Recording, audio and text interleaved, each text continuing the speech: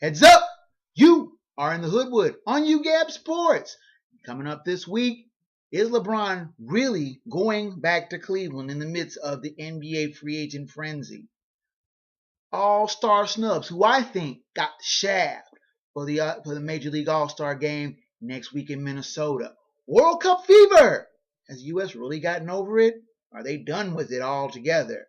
And is CC Sabathia really done for the Yankees? And how the Yankees might make more money with him not pitching?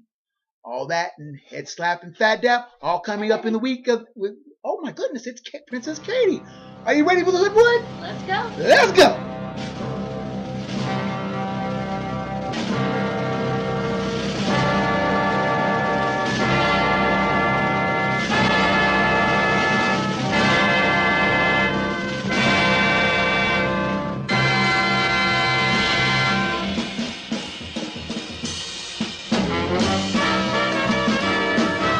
Greetings from the Hoodwood, where, as you just saw in the opener, Princess Katie is here, and the locals are excited, but my bank account is not. But that's neither here nor there. I'm your man, KJ, and starting off this week, we've been starting off each of the last 3 weeks talking about NBA free agency. Why? Because it's the hot topic in the sports world.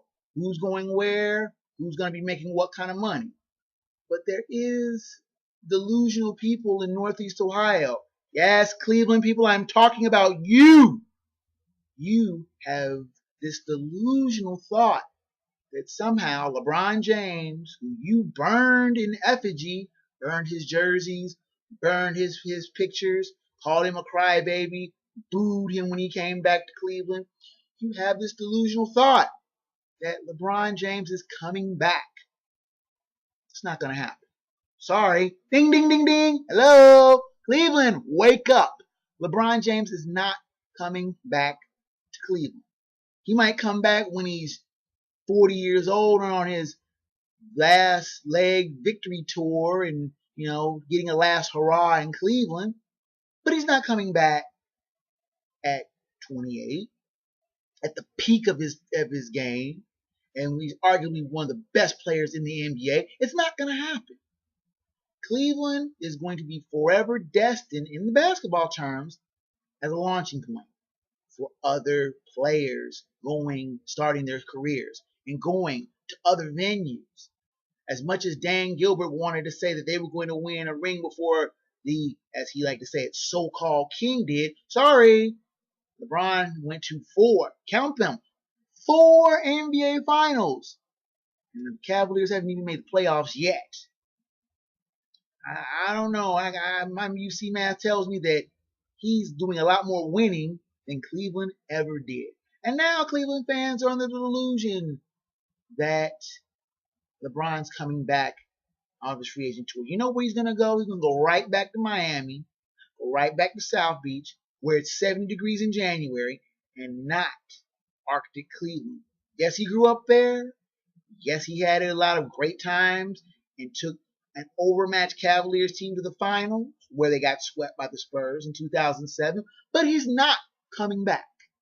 Face facts. It's not going to happen. The 84th All Star game, the Midsummer Classic, is set to square off next Tuesday. And the Twin Cities, my former stomping ground, the Target Field, will be the host. And many people think that they're, the screwy fan voting maybe messes up the All-Star game, but it's the fans who are voting. And so Derek Jeter is going to be starting, even though he has a .236 batting average. The iconic Yankee captain will be taking more or less his final curtain call as an All-Star. And I think he's well-deserved of it. Yasiel Puig, the hard-hitting right fielder of the Dodgers, will be making his first All-Star start. Even though last year, many people thought he should have been playing in the game last year as a rookie. Many people didn't think he had enough street cred to be taking his place among the All-Stars, but the fans voted him in this year, and he's well-deserving. Now, with the fans voting in the All-Star starters, the managers get to pick the reserves. They have to at least pick one player from every team, as is the case. But there are some players that did get the snub, that I think got the shaft. One of whom is Chris Sale of the Chicago White Sox. Now, Chris Sale, who has, I think, some comparable stats to Clayton Kershaw, the ace pitcher of the Dodgers, who is, of course, got selected by Cardinals manager Mike Matheny. But for some reason, Red Sox manager John Farrell didn't think or doesn't think that Chris Sale is deserving of an All-Star pick. Now, he is on the last voters pick. The voters of MLB.com can vote in one last player from each league, and Chris Sale is on that list. But I think he should have been an All-Star starter. You look at the stats, he is comparable, if not better, than Kershaw in some of the key numbers of pitchers. Why didn't he get the pick? Who knows? Farrell won't say. But you can best believe there's going to be a couple of Red Sox, even though they're in last place in the AL East, that are going to be representing the AL. I think that was a snub. Now, also in the NL, where's Brandon Phillips, Gold Glove second baseman? Chase Utley scuffling along for the Phillies, but he got the All-Star pick by the fans. But Brandon Phillips didn't get a pick for the Reds, which I thought was wrong. Also missing Jay Bruce from the Reds. Where is he at? There are some notable snubs listed here that are missing. And maybe we're whining about Buster Posey getting left off the squad. I don't think he really deserved to get it. Young Devin Mesoraco, who was a hot rookie, made the squad, but Buster Posey did not. And there were a lot of people who were very sore about that. Me, myself, I think the fans more or less got it right. The managers, that leaves something to be desired. Believe it or not, the World Cup is still going on. That's right. They're still playing down in Brazil. The U.S. got eliminated by Belgium in the knockout round of 16 in a heartbreaking 2-1 fashion last Wednesday. And many people wondered, did the U.S. have the chops to make it deep in the tournament? Me personally, I thought they'd get just about as far as they did. And they did a good job. Tim Howard had a spectacular game. He shouldn't have had as many saves as he did. He had 16 saves, and he should have been getting that many shots on goal. At least Belgium shouldn't have. But the U.S. got knocked out, and many people now wonder, is this now the time for soccer to make its big debut in the American consciousness? No. I mean, MLS has its place. It's kind of a niche sport. It draws decent crowds, anywhere between 20 and 25,000. But no one is ever going to mistake MLS for the Barclays League or La Liga or the Bundesliga in Germany. The thing is, the U.S. does not embrace soccer. Yeah, you have the soccer moms. Yeah, you have the little kiddie soccer leagues and everything. But it only goes up to a certain point. Maybe high school. College does a decent amount of popularity, but you're never going to have the kind of groundswell of popularity for soccer that you have the U.S. that you would have for football, the national sports religion, basketball. March Madness has its place. Baseball, the national pastime. You are never going to get the kind of passion, following, desire, draw that you're going to have for those sports that you're going to have. Soccer's never going to have that kind of draw. They'll have their fans. The Columbus Crew, not too far from the Hoodwood, draw decently. They've won an MLS Cup. They have a small but loyal following. You go to the Northwest, Portland, Seattle, Vancouver. Those are, great rivalries. They sell out 20,000 a game. You don't worry about that. And MLS is going to have its footprint, but they're not going to have that big of a following. Not behind football, basketball, baseball, NASCAR, hockey. You're not going to get that kind of following for soccer. And as much as popular as the World Cup was, and as fervent as the fans were for watch parties, and a lot of people were talking about it, they even had monitors at my job watching the game. It's not going to have that kind of national following as many people dream it might have. Quick thought about baseball here. The Yankees have a problem. Other than the Yankees and being just the bane of the other 29 teams in existence in MLB, but they actually have a problem in the form of Karsten Charles Sabathia, Big CC, portly left-hander, is on the DL and out for the season with a microfracture in his knee.